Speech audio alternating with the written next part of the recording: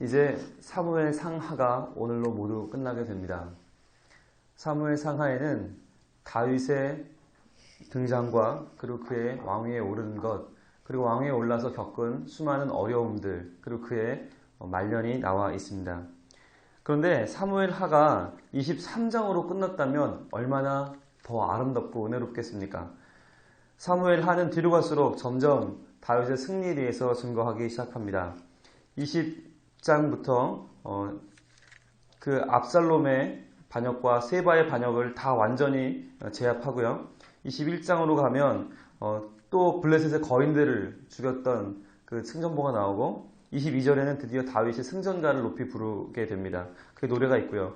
23절에는 다윗이 마지막 말이 나와 있고 용사들의 명단이 쭈르륵 나옵니다. 그래서 23장으로 사무엘하가 끝났다면 굉장히 오히려 영광스럽고 아름답게 끝날 수도 있었을 텐데 24장이 붙어 있습니다. 24장은 마치 안 붙어도 되었을 것 같은 내용이 붙어 있어서 다윗에게 하나의 치명적인 결함으로 등장하고 있습니다. 왜 그렇겠습니까? 다윗이 하나님의 능력과 힘으로 다 이기고 잘 살았다로 끝났으면 우리가 더 좋았을 텐데 왜 다윗에게 참 창피하고 빼고 싶은 24장 왜 그때 붙어 있는 것입니까? 그것은 하나님께서 우리를 경계하시기 위함입니다. 성경은 다윗에 대하여 칭찬하고 높이기 위하여 기록된 책이 아니라 다윗처럼 우리도 그렇게 풍족하고 잘 될 때 그것으로 인하여 하나님께 영광을 돌리지 않으면 죄악에 빠질 수 있고 그것 때문에 우리가 망할 수 있다라고 하는 경계를 우리에게 주고 계신 것입니다. 우리는 모두 다 다윗처럼 하나님께 쓰임 받을 수 있습니다. 우리는 다 다윗처럼 하나님의 택하시는 왕이 될 수 있습니다. 그러나 우리 또한 다윗처럼 우리가 가진 것에 감사하지 못하고 그것을 오히려 죄에 사용할 때 우리도 범죄에 빠질 수 있습니다. 오늘 말씀을 통해서 죄악에 맞서기 위해서 우리가 어떻게 살아야 되는지 그 원리를 발견할 수 있게 되기를 원합니다. 오늘 말씀의 키포인트를 보시면 먼저 17절 보겠습니다. 17절 다윗이 백성을 치는 천사를 보고 곧 여호와께 아뢰어 가로되 나는 범죄하였고 악을 행하였었거니와 라는 말씀이 나옵니다. 나는 범죄하였고 악을 행하였었거니와. 그렇다면 이 죄는 뭐고 악은 뭡니까? 죄, 악에 맞서기 위한이라고 할 때 죄악이 사람들 많이 헷갈립니다. 죄와 악은 다른 것입니다. 사람들이 서로 미워하고 싸우고 빼앗고 훔치고 속이는 것은 모두 악입니다. 악.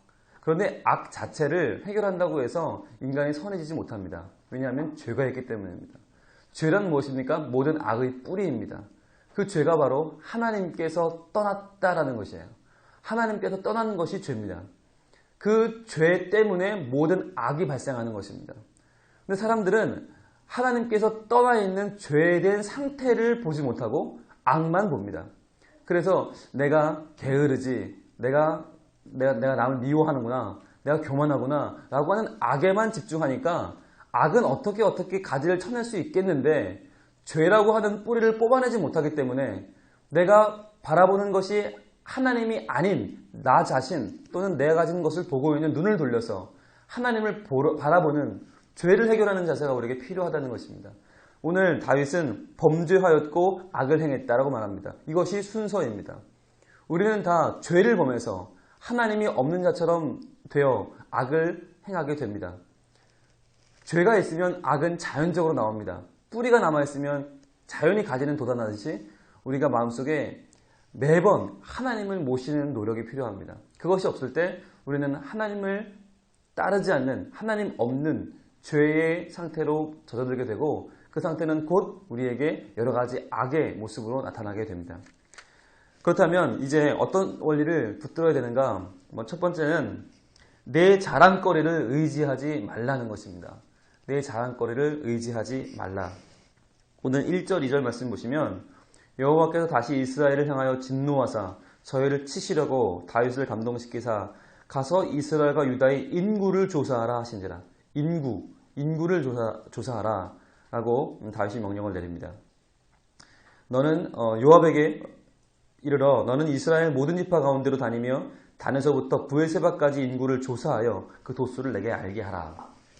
자, 말씀드린 것처럼 이제 사무엘 하루 가면서 다윗은 아무 문제가 없고 평안합니다. 모든 적은 제압되었습니다. 모든 왕국은 건재합니다. 이쯤 되니까 다윗이 내가 얼마나 성공했나 좀 돌아보고 싶다라고 하는 생각에 빠졌습니다. 내가 얼마나 성공했나? 내가 우리 나라가 지금 제일 전성기인데 얼마나 훌륭한가를 보고 싶었습니다. 그래서 그 당시에는 최고 가는 재원이 인력이니까 인력이 얼마나 많이 늘어났나? 특히 군인이 얼마나 많은가? 그것이 그 당시에 전투력의 상징이고 국력의 상징이었기 때문에 인구조사를 해보라 라고 명령을 내기 시작합니다. 이 인구조사는 철저히 군인들을 조사하는 것이었습니다. 9절에 보시면 요압이 인구도수를 왕께 구하니 곧 이스라엘에서 칼을 빼는 담대한 자가 80만이요 유다 사람이 50만이더라. 칼을 빼는 담대한 자, 즉 이 인구조사에는 여자나 노인이나 아이는 포함되지 않았습니다. 칼을 빼는 담대한 자, 군인, 남자 군인 장정만 계산되었습니다. 즉 이 인구조사가 말해주는 것은 다윗이 전쟁을 할 때 그를 도와 싸울 수 있는 전력이 얼마나 있느냐, 여기에 초점을 맞추어서 이 인구조사를 했음을 보여주고 있습니다. 즉 이것은 다윗이 인구를 조사해서 하나님 이스라엘이 이만큼 번성했습니다 감사합니다 라고 하는 말이 아니라 다윗이 자기가 세운 모든 승전과 공적을 돌아보고 만족하기 위한 인구조사였다 하는 것입니다. 여러분, 옛날에 중국 사람들이 서로 싸울 때 중국은 워낙에 인구가 많으니까 웬만하면 10만 그랬습니다. 10만 대군과 30만 대군이 적벽대전에 붙었다. 45만과 50만이 붙었다. 상상을 초월하는 숫자입니다. 그런데 그 당시에는 그것이 최고의 전력이었습니다. 무기 필요 없습니다. 전략 필요 없습니다. 인원만 많으면 이겼습니다. 옛날 전쟁은 그랬습니다. 그래서 우리가 몇만 대군이냐 이게 중요했어요. 그런데 우리가 볼 때 좀 이해가 안 되는 건 1절입니다. 여호와께서 이스라엘을 향하여 진노하사 저희를 치시려고 다윗을 감동시켰다 그랬어요. 그러니까 다윗이 하고 싶어 한 게 아니라 하나님이 다윗을 감동시키셨어요. 왜? 이스라엘을 치시려고. 이런 본문 읽을 때 굉장히 이해가 안 돼요, 우리는. 아니, 하나님이 일부러 벌 주려고 다윗을 꼬드겨서 일을 시켜놓고서 왜 벌을 주나? 하나님 되게 나쁘다. 그런데 이런 표현을 읽을 때 주의해야 될 것은 이스라엘식 표현과 우리식 표현이 다르다는 것입니다. 우리는 철저하게 인본주의적인 사상으로 지금까지 살아왔기 때문에 이런 표현을 읽으면 우리 중심으로 생각하게 되는데 이스라엘은 철저히 신본주의입니다. 그래서 이스라엘은 모든 일을 보고 기록할 때 이것이 하나님의 뜻이었다라고 기록하는 거예요. 그러니까 이 일이 벌어지고 난 다음에 이거 썼잖아요. 쓰면서 이걸 성경 쓰는 기자가 이 일을 행한 것은 다윗이 혼자 한 게 아니라 하나님이 그 마음에 허락하셔서 마음을 주셔서 이 일을 했다라고 기록하는 것이에요. 그러니까 읽으면서 욥기도 그렇잖아요. 욥기 읽으면 사단이 욥을 시험하는데 하나님께 허락받고 하나님이 그래 시험에 허락하잖아요. 그럼 참 헷갈리는 거예요. 아니 욥을 분명히 사단이 시험했는데 하나님이 그걸 왜 허락을 하지? 하나님이 그럼 더 나쁜가? 아닙니다. 그게 아니라 욥이 시험받은 것은 분명한 사실인데 그것을 기록하는 성경의 기자가 하나님이 허락하지 않으면 이런 일이 일어날 수 없다. 그러니까 모든 일은 하나님이 결론적으로 주장하셔서 일을 하셨다라고 기록하는 거예요. 그게 신본주의, 하나님 중심으로 생각하고 사고하는 이스라엘 사람들의 사고방식이에요. 그래서 예정론을 바라보는 것도 다릅니다. 시각이. 우리나라 사람들은 예정론을 그렇게 보잖아요. 아니 하나님이 이미 다 예정해놓고 누구는 구원하고 누구는 구원 안 하고 누구는 돕고 누구는 안 돕고 그런 게 어딨냐 치사하게. 근데 이스라엘 사람들의 예정론은 그게 아니라 모든 일을 지나고 봤더니 하나님이 나를 택하셔서 이렇게 도우셨구나 라고 하는 고백이에요. 그러니까 일을 시작하기 전에 하나님이 다 정해놨지? 그러니까 나는 소용없어. 하나님이 다 정해놨어. 이게 아니라 다 일을 맞춰놓고 돌아보니까 나의 모든 일생은 하나님이 인도하셔서 예정하셨다. 이게 이스라엘식 고백이에요. 그래서 지혜 짐작을 해서 하나님이 나 같은 걸 도와주겠어? 이게 아니라 모든 최선을 다한 후에 마지막 결론 부분에 가서 하나님이 나를 도우셨다 라고 하는 고백이 성경의 고백입니다. 그래서 오늘 본문도 사실은 다윗이 욕심을 낸 거예요. 다윗이 교만해서 죄를 범했어요. 그런데 성경을 기록하면서 이 기자는 그 마음까지도 하나님이 주셨다.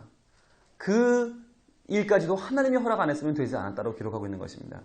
그래서 내 자랑거리를 기록하지 말라.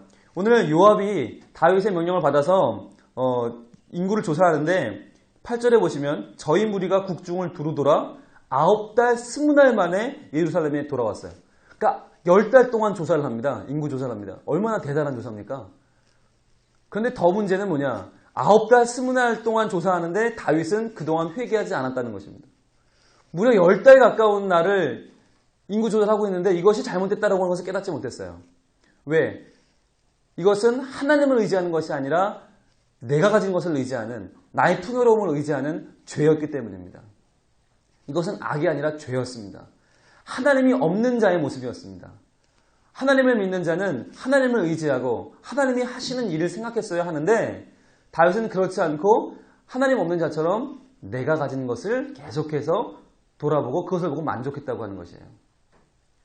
여러분, 풍요로운 것은 결코 좋은 것이 아닙니다. 풍요로운 곳에 하나님 계시지 않으면 오히려 그것은 해가 됩니다. 왜 중동지방 사람들이 하나님 믿지 않습니까? 석유 때문입니다. 석유가 풍족하니까 하나님 필요 없는 거예요. 가만히 놀고 먹어도 석유가 펑펑 쏟아져서 먹고 사는데 전혀 지장이 없어요. 그러니까 하나님 믿을 필요가 없다고 하는 것입니다. 지금 전쟁의 핵심에 있는 미국은 왜 전쟁을 이렇게 일으킵니까? 그들에게 무기가 많기 때문입니다. 무기가 너무 많아요. 미사일이 많고 탱크가 너무 많아서 그거 놔두면 다 썩으니까 그것 때문에 전쟁을 일으킵니다. 왜 북한의 김정은이 그렇게 오만합니까? 그 주변에 참모가 너무 많아요. 참모들이 다 말하는 거예요. 장군님은 미국을 이길 수 있습니다. 저것들 아무것도 안 합니다. 사람이 너무 많아요. 그러니까 김정은이 올바른 판단을 할 수 없는 겁니다. 우리에게 너무 많다고 하는 것은 결코 좋은 것이 아닙니다. 돈 많은 사람들은 돈 때문에 하나님 못 믿습니다. 자녀들이 많은 사람, 자녀들이 계속해서 어디 보내주니까 교회 못 나옵니다. 결코 좋은 게 아니더라고요. 적당히 있어야 됩니다. 많다면, 많을 거라면 하나님이 함께 계시는 풍요로움이어야지 하나님 없이 많다가는 그 많은 것 때문에 도리어 하나님 못 믿게 되고 하나님을 떠나게 됩니다. 그것은 죄입니다. 지금 다윗은 그 말년에 하나님 없이 자신의 것을 주목하기 시작했습니다. 자신의 자랑거리에 빠져들어서 파묻혀서 하나님을 잊고 있습니다. 그는 죄를 범하고 있습니다. 우리도 내 자랑거리를 의지하지 말아야겠습니다. 내가 가진 무엇 때문에 기뻐하고 내가 가진 어떤 것 때문에 자랑하다가 그것 때문에 망할 수 있다는 것을 기억해야겠습니다. 두 번째로 죄에는 대가가 있음을 기억해야 합니다. 죄에는 분명히 대가가 따르게 되어 있습니다. 오늘 10절 말씀 보시면 다윗이 인구 수를 조사한 후에 그 마음에 자책하고 여호와께 아뢰되 내가 이 일을 행함으로 큰 죄를 범하였나이다 라고 깨닫게 됩니다. 아, 내가 정말 범죄했구나. 하나님을 의지했어야 되는데 내 가진 것 의지했구나. 여호와여 이제 간구하옵나니 종의 죄를 사하여 주옵소서. 내가 심히 미련하게 행하였나이다 하니라. 지금 회개하고 있습니다. 자, 그런데 회개했으면 된 거 아닙니까? 죄를 범해서도 인자하신 하나님이니까 죄를 범한 다윗을 용서해 줘야 되는데 하나님은 바로 용서하지 아니하시고 갓이라는 선지자를 불러서 말씀하십니다. 갓이 다윗에게 찾아갔습니다. 13절입니다. 갓이 다윗에게 고하여 이르되 가로되 왕의 땅에 7년 기근이 있을 것이니까 혹시 왕의 대적에게 쫓겨 석 달을 그 왕에서 도망하실 것이니까 혹시 왕의 땅에 3일 동안 온역이 있을 것이니까 왕은 생각해 보고 나를 보내신 이에게 대답하게 하소서. 세 가지 벌을 하나님은 제안하십니다. 그 벌 가운데 네가 선택해라 라고 말씀하세요. 즉 회개했다고 해도 자책하며 회개했다고 해도 그것만으로 모든 것이 해결되지 않더라는 것입니다.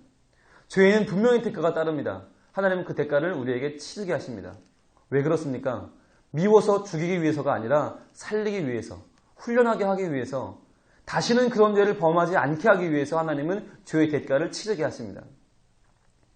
훌륭한 부모일수록 자녀를 거저 용서하지 않습니다. 훌륭한 부모일수록 반드시 잘못했을 때 자녀의 회초리를 때립니다. 그래야 두 번 다시 그런 일을 안 합니다. 적당히 봐주고 넘어가면 다음에 또 합니다. 또 하다가 완전히 범죄자가 됩니다. 그래서 하나님도 사람을 용서하시고 이해하시고 받아주시지만 반드시 죄의 대가는 치르게 하십니다. 우린 그것을 기억해야 됩니다. 하나님 뭐 사랑의 하나님이라는데 설마 이러면서 마음껏 범죄하는 사람들 반드시 하나님께서 그 모든 죄를 계수하시고 회개하실 날이 온다고 하는 것을 기억해야 됩니다. 하나님은 반드시 우리에게 죄를 치르게 하시는데 다만 오히려 선택권을 주시잖아요. 이렇게 하나님 우리에게 선택권을 주시는 사랑은 베풀어 주십니다. 그러나 결코 그것이 다가 아닙니다. 우리는 죄를 해결하는 노력을 해야 된다고 하는 것입니다. 못을 벽에 박으면 잘못 박으면 뽑아야 되잖아요. 뽑으면 원래 모양대로 뽑아지는 못은 하나도 없습니다. 못을 뽑으면 못은 휘어집니다. 원래 모양대로 똑같이 돌아오지 않습니다. 무엇입니까? 죄를 범하지 않으려는 노력이 필요합니다. 계속 자기를 쳐서 복종시켜서 죄 가운데 빠지지 않게 해야지, 죄를 범한 다음에 그 다음에 비로소 용서를 빌고 회개하는 것은, 물론 그렇게 하면 용서는 해주시겠지만 용서해주는 마음이 편겠습니까?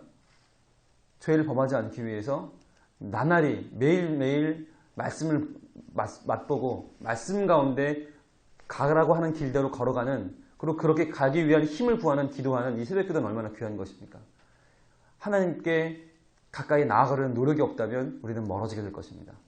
죄를 범하지 않으려는 우리의 적극적인 노력이 없다면 우리는 죄인이 될 것입니다. 그것이 자연스러운 인간의 죄된 모습이기 때문입니다. 죄에는 대가가 있다는 것을 깨닫고 항상 그 죄를 멀리하고 죄를 상대하여 맞서는 모습이 우리에게 필요하다는 것입니다. 세 번째로, 하나님을 의지하는 예배자의 삶이 필요합니다. 죄악에 맞서기 위한 마지막 원리는 하나님을 의지하는 예배의 삶을 살아라는 것입니다. 지금 다윗은 하나님을 의지하지 않고 자기의 풍족함을 의지했다가 죄의 대가를 치르게 되었습니다. 그는 인구를 자랑했는데 하나님은 그 인구를 치셨습니다. 그래서 15절에 보시면, 이에 여호와께서 그 아침에 정하신 때까지 온역을 이스라엘에게 내리시니 단부터 부에세바까지 백성의 죽은 자가 7만이니라. 7만 명이라는 수많은 숫자가 죽었습니다. 하나님 말씀하는 겁니다. 네가 인구 때문에 기뻐하고 인구 때문에 지금 만족하냐? 내가 그 인구를 치겠다. 자, 그렇다면 우리가 어떻게 살아야 됩니까? 이렇게 죄의 대가를 치르게 하시는 하나님을 우린 그저 두려워하고 떨고 있는 것이 아니라 그분을 예배하는 자세가 필요합니다. 오늘 천사는 지금 16절 뒷부분에 보시면 어디 서 있냐면 여호와의 사자가 여부스 사람 아라우나의 타작마당 곁에 서 있습니다. 이 타작마당, 하나님은 갓에게 18절에 갓을 통해 말씀하십니다. 이날에 갓이 다윗에게 이르러 고하되 올라가서 여부스 사람 아라우나의 타작마당에서 여호와를 위하여 단을 쌓으소서 하매, 단을 여기 쌓았더니 25절 마지막에 보니까 그곳에서 여호와를 위하여 단을 쌓고 번제와 화목제를 드렸더니 이에 여호와께서 그 땅을 위하여 기도를 들으시매 이스라엘에게 내리는 재앙이 그쳤더라. 하나님이 주시는 죄에 대한 대가, 이것을 그치게 하는 유일한 방법은 무엇입니까? 바로 예배하는 것입니다. 예배하는 것.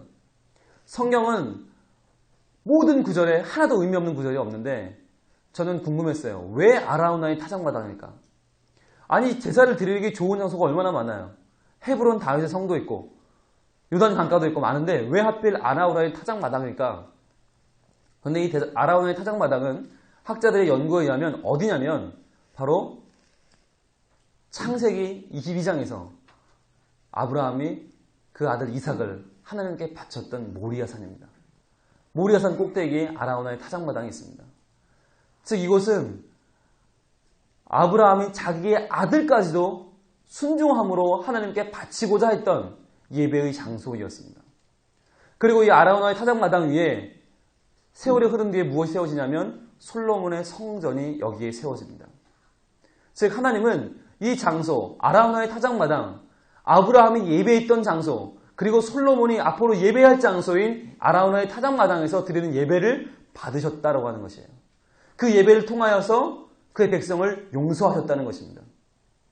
타작마당은 뭐 하는 곳입니까? 쭉정이와 알곡을 골라내는 곳입니다. 이것은 마지막 날 우리에게 임하실 하나님의 심판과도 연결됩니다. 하나님이 염소와 양을 양으실 때 철저하게 쭉정이와 알곡을 구분하실 때 그 기준이 무엇이 되겠습니까? 바로 예배입니다. 전도하다 보면 그런 사람 많아요. 아, 저 하나님 믿어요. 근데 교회 나오시죠. 교회는 안 나갈래요. 하나님 믿는데 교회는 안 나간대요. 그럼 그분은 천국 갈까요? 저는 의문입니다. 예배하지 않는 백성이 하나님 믿는 겁니까? 그거는 자기 위안입니다. 그냥 내가 믿고 있다라고 하는 거지, 말씀도 안 듣고 기도도 안 하고 찬송도 안 하는데 예배하지 않는데 결코 자기를 쳐서 말씀 가운데 복종시키지 않는데 결코 하나님께서 주시는 하늘의 지혜를 받고자 하지도 않는데 자기 마음대로 살아가는데 그것이 믿는 것입니까? 믿음은 구원받는다고 하는 절대 진리는 다시 한번 검토돼야 됩니다. 그럼 과연 믿는다는 건 뭐냐? 믿는다는 것은 하나님과 교제하는 것이고 하나님의 말씀 가운데 자기의 인생을 걸어가는 것입니다. 그렇다면 믿는다는 것은 예배하는 것입니다. 예배하지 않는 사람은 믿지 않는 것입니다. 어제 담임 목사님께서 대예배 광고 시간에 공예배에 대해 강조하셨습니다. 왜 그렇습니까? 우리 교회 은혜 누리려고 그럽니까? 아닙니다. 예배하는 자가 믿는 자이기 때문입니다. 예배하는 자가 죄악을 이길 수 있기 때문입니다. 예배하는 자가 하나님의 능력으로 우리의 삶을 이겨낼 수 있기 때문입니다. 왜 예배 시간에 왜 찬양 부릅니까? 가요 부르면 더 좋잖아요. 트로트 부르면 더 신나잖아요. 근데 왜 가요 안 부르고 찬양 부릅니까? 이것이 하나님이 허락하신 하나님의 노래이기 때문입니다. 왜 말씀 봅니까? 소설책 보고 잡지 보면 더 재밌는데 왜 말씀 봅니까? 이것이 하나님이 주신 하나님의 재료이기 때문입니다. 예배는 온전히 하나님만을 주목하게 되는 하나님이 주신 것에 감사하고 하나님이 주신 것에 만족하는 시간입니다. 그래서 예배가 우리에게 중요한 시간이고 우리를 살리는 시간입니다. 예배로 돌아오십시오. 모든 예배 가운데 하나님을 의지하는 우리의 마음을 다 들으십시오. 하나님이 그 가운데서 우리의 죄의 악을 용서하시고 우리의 죄의 악과 맞서 싸울 힘을 주실 것입니다. 그래서 더 이상 죄에 빠져 허덕이는 인생이 아니라 죄의 악을 이기고 하나님의 이름을 드높이며 하나님께 만족과 기쁨을 드리는 하나님의 귀한 백성, 하나님의 기쁨이 되는 우리 모두가 될 것입니다. 기도하겠습니다. 하나님, 이 아침에 저희들 다윗의 마지막 모습을 바라봅니다. 하나님, 행복하고 만족하고 훌륭했던 그 다윗이 마지막에 하나님을 잊고 자기 자신을 바라보면서 무너져 내리는 모습을 보았습니다. 하나님, 우리 자신도 하나님만 의지하게 해주시고 하나님 없는 자처럼 내 것에 만족하며 내 것에 붙들려 살지 않도록 주님 인도하여 주시옵소서. 또한 철저하게 죄는 대가를 치른다는 것을 기억하고 항상 죄의 유혹에 빠지지 않냐도록 늘 주님의 말씀에 귀를 기울이고 기도하며 예배하는 삶 살게 하여 주시옵소서. 또한 예배하는 사람으로 살아갈 때에 예배자를 하나님이 붙들어 주시고 세상 가운데 승리하게 하시며 하나님을 믿는 백성이 어떻게 승리하며 살아가는지 보여주는 귀한 증인 될 것을 믿고 오늘 하루도 저희가 말씀에 의지하여 예배하는 삶을 살아가겠사오니 하나님이 우리의 삶 가운데 하나님의 능력으로 우리를 붙들어 주시고 하나님의 승리로 우리를 이기게 하여 주시옵소서. 우리의 모든 안타까운 기도 제목이 있습니다. 하나님 가정의 제목이 있고 개인의 제목이 있습니다. 이 아침에 다 들고 나왔사오니 주여 듣고 응답하여 주시고 우리가 알지 못하는 놀라운 응답을 허락하여 주시옵소서. 우리의 계산을 넘어서는 우리의 한계를 넘어서는 무한하시고 전능하신 하나님의 강한 팔로 역사하셔서 우리 각 사람 몸에 있는 정말 악한 병과 악한 마음과 악한 행실 모두 치유받고 모든 범죄와 싸워 이기는 귀한 오늘 하루가 되게 하여 주시옵소서. 이 시간 주여 주신 말씀 붙들고 기도할 때 모든 기도 제목이 주님 안에서 해결받고 응답받아 감사거리 감사 제목 되게 하여 주시옵소서. 예수님 이름으로 기도합니다. 아멘. 하늘에 계신 우리 아버지여, 이름이 거룩히 여김을 받으시오며 나라에 임하오시며 뜻이 하늘에서 이루는 것 같이 땅에서도 이루어지이다.